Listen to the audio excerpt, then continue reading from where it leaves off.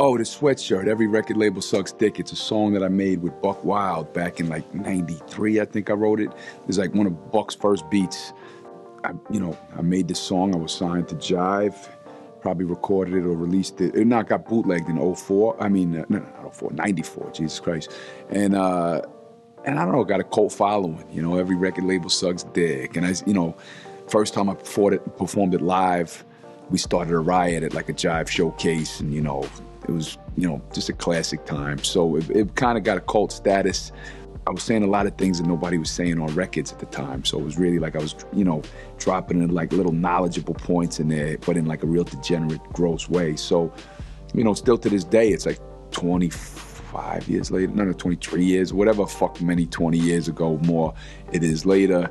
I'm touring all over the world, and I'd be like, say every record, and they all know the song. They go, every record label suck dick. I'm like, so when I was like 19 years old, 18, or however old I was when I was writing it, I never thought like, 20-something years later, you'll be singing that to the world, and they'll all be singing it with you. So, and it's a hot merchandise product. They like it, So, my niece helped me press up some sweatshirts, and now we're on the road selling them, A lot of riots broke up, but if you're talking about the Jive showcase, you was at that one? That was classic.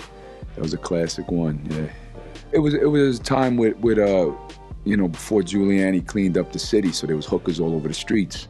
So I had some hookers come in with me, and I said, hey, no sex, but we'll duct tape you up and handcuff you. And it was like, hell yeah, let's do it. So I had some women all duct taped up and handcuffed. It was back, I was a teenager, and people got mad, like, yo, we need to be disrespecting women like that. And then like, big fights. We started fighting everybody, and they started trying to pull the women, and the women were fucking with us. They liked it. They wanted to be, and they were like abusing the women, like trying to pull them out of our hand, like, get the fuck off the women, man. But so that was fun times. Yeah. We started like a 700-man riot, and they said they tried to sue us. They said we did, $35,000, $40,000 worth of damage to the club, all of that shit. And that was in the early 90s. So today it'd probably be a few $100,000 of damage, but, and I said to my label, I said, see, this is what the fuck makes legends. And he was like, yeah, you're right. And then like 2 days later, he's like, don't come up to the label. How can you do this? I'm like, he was smiling in my face at the show. But he got punched in the face at the show. I was like, yes, clean. Broke his glasses. Record executives suck my dick. Well, it was their event, so they wasn't too happy about it, but I was happy. Fuck them all. That was towards the end of my first deal. I was, still a teenager, I believe, or maybe 20, I don't know. But it was towards the end of my first deal. Yeah, we was wild and crazy, and it was before all the jackasses and all these crazy, white boys doing the craziest shit in the world. We was really, we was out of control, and especially in the hip hop community, because at that time there wasn't too many white people, or white rappers. So, I was so accepted as a lyricist. Everybody wanted to fuck with R.A., the lyricist, but, the antics, they'd be like, yo, if you could get rid of your boys, get rid of all the knuckleheads in your fucking crew, like, yo, you're like a dope rapper. Don't fuck up your career with all these bullshit antics. But I was young and crazy, and those bullshit antics were part of my life. That's what I thrived off of. I loved it. So, the thing that ended with Jive was we had a giant showcase, and then they put me on freeze after that, and they wouldn't let me leave the label, and I had to fight to try to get off, and then we were negotiating with other deals, and they were like blackballing me, like saying, hey, you can work with him, but you gotta pay us this much and pay him. It was just crazy times, but I'm glad I did everything that I did. My career is beautiful, and I'm here today where like 99% of my peers are gone. So I did everything the way I wanted to do it, and most of those people are out of jobs that worked at these labels, and I'm still here. So they were all so much cooler and so much above me and knew how to operate in the system and knew how to behave, but I didn't know how to behave. I still don't know how to behave. I'm a grown-up, I still don't know how to behave. We had a 9-record deal, record bidding war. Every label wanted me, from, Russell Simmons was calling me to Irvin Azoff over there, all of them was calling me, Tommy Boy, Priority Mercury, everybody was calling me. And Jive, Clive Calder, the guy that owned Jive, he picked me up in like some tailor-made limousine that was like made, you know, he stretched it out and made it himself as like one of a kind, like Mercedes that he built.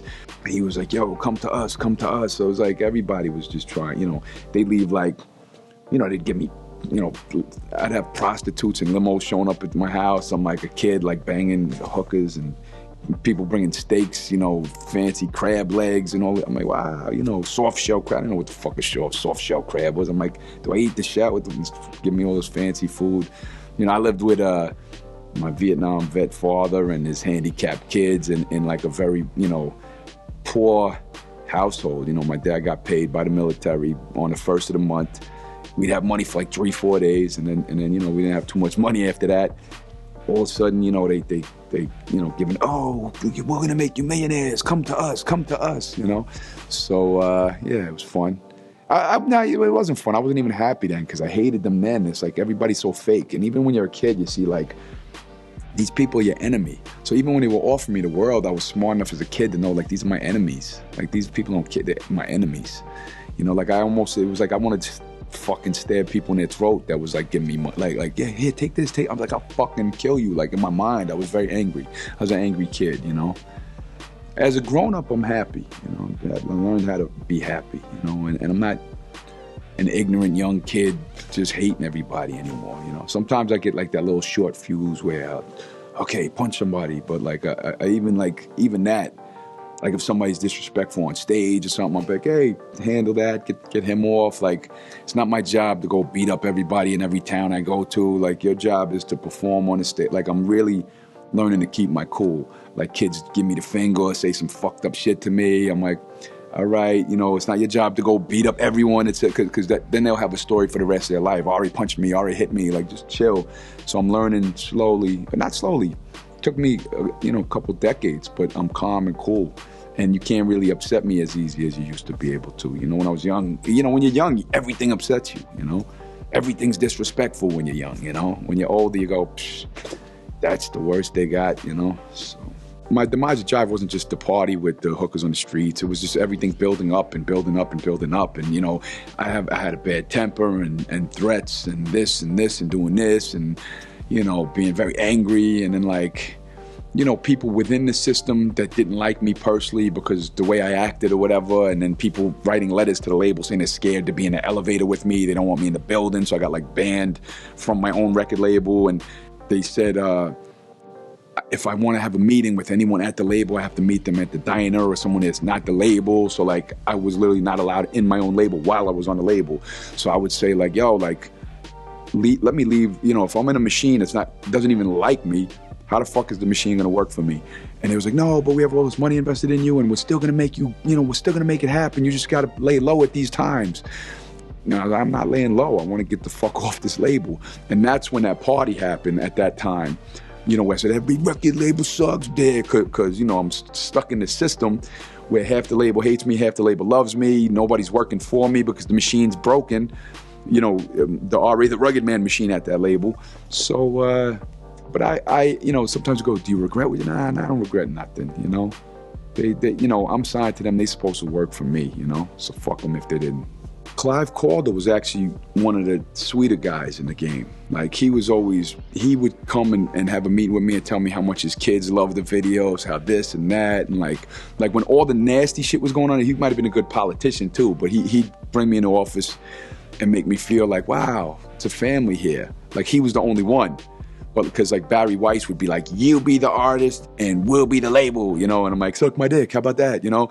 And Fenster was just a fucking flip-flopping whatever anybody told him, you know? Like there was some chick in the neighborhood that like banged a lot of rappers and be like, this record's hot. And he'd be like, that record's hot. Because like some girl who banged rappers said it was hot, you know? Like, what the fuck you talking about? One opinion? Like one day he'd be like, that record's great. And then like his ear to the street, which was like some random white girl, like, you know, that just hung out with rappers, his ear to the street says, that song's hot and this one's not. And it's like, your ear to the street, you know, come on, man. So, you know, but Clive Calder, actually, even after he signed Jive, I was, you know, watching some fights at Madison Square Garden, and all of a sudden, this dude's tapped me on the back. I'm like, what's up? I'm like, yo. He's like, R.A. the Rugged Man, I'm Clive. Remember we signed you? I was like, oh, shit. So we was watching, I think it was Felix Trinidad versus Trinidad knocked somebody out at the Garden. Fuck. I can't remember which fight it was, but like, we're watching Trinidad fight it because Trinidad at the Garden with the Puerto Ricans, 22,000 people. It's like the greatest energy you'll ever see. So me and Clive Calder watch Trinidad beat somebody up at the Garden. That was cool.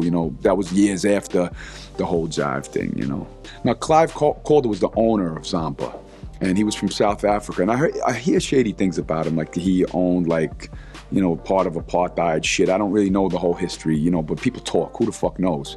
I don't know. He had one of the best rap labels that did KRS One, all of this stuff. I don't know if he was, into some white shit. I don't know what the fuck that is, but I heard a lot of things. And then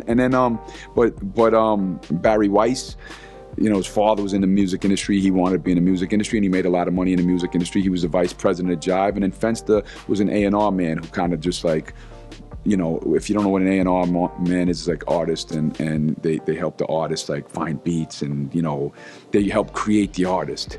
And A&R men at label usually don't have any idea about music. You don't know how the fuck they got the job or why they're even commenting on music. They don't know the difference between a snare and a kick and a fucking hi-hat, but they're like telling you, they'll come to the studio like, how do we make this record better? I'm like, do you even know what the fuck anything is? Like, do you even know what this bass line is or what this, they don't know.